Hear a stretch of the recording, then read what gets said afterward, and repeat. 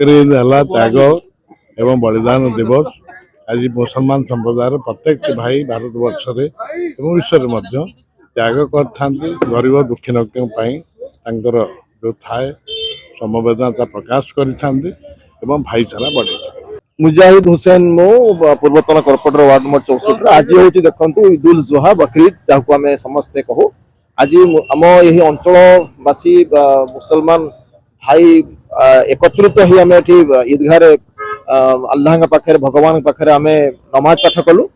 तार मुख्य उद्देश्य आज बलिदान त्यागर दिन आमर जो भगवान अल्लाह जहाँ पठे मेसेंजर करके जो आज दिन में बलिदान देते आम मन पकड़ा आज बकरीद पालन करुचु एवं भाईचार पर्व। ये देखुथे पूर्वतन मंत्री भुवनेश्वर महानगर निगम मेयर आम कॉर्पोरेटर बंधु मैंने आसिकी आम समस्त सहित आज की मिसिकी जाऊँ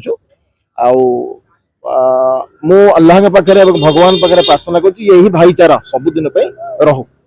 मु शेख अमीर मोहम्मद राज्य बिजु युव जनता दल कार्यकारी सभापति।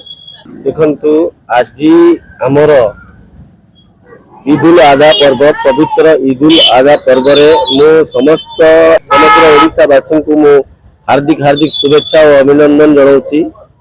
ईद पर्व रे मु अल्लाह का निकट प्रार्थना करुच्ची समग्र ओडिशार एवं देशर लोक मैंने जो असुविधार सम्मुखीन होती मुक्त करंतु एवं समस्त जीवन सुखमय हो एति भगवान पाखे प्रार्थना करुच्ची। नमस्कार, मु सकीबा मुसरत वार्ड नंबर 64 कॉर्पोरेटर। तो आमर जो रमजान मास तापर जो ईद उल फितर आसे तापर 2 मास 10 दिन पर आमर ईद उल जुहा ताको आमे बकरीद करी कहूँ। ये हूँ गोटे बलिदान पर्व।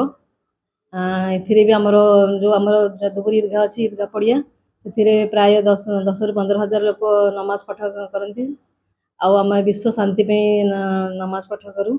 आए भाईचारार पर्व आम ए समस्त को नमाज सरला समस्त को आलिंगन करती खुशी जनाती। पैगंबर थे हजरत इब्राहिम अलैहिस्सलाम से मैसेज आसीला कि से बलिदान देवे बोली पुअर बलिदान देवा बोली आसते से पुओ को लेकिन बलिदान देवा जिते गले से गोटे माने दो दुम्बा आमर अच्छी दुम्बा आसिक पाखे पहुँचला। सी देखी कि माने गोटे बापर माने प्रेम केमती पुओ से दिन से दिन आमर जो अच्छी बकरीद पर्व पालन हुए। ये आम छेली कि दुम्बा ओट सब आम काटिक आम बड़ी ठाकुर अर्पण करुँ मैंने गरीब लोक दान करें गरीब लोक बांटुँ। जो अच्छा सब ईद उल फितर और ईद उल जुहा आम आमर पूर्वतन मंत्री श्रीजुक्त अशोक चंद्र पंडा महोदय भुवनेश्वर महानगर निगम मेयर प्रतिवर्ष आसुँच आज भी आसी।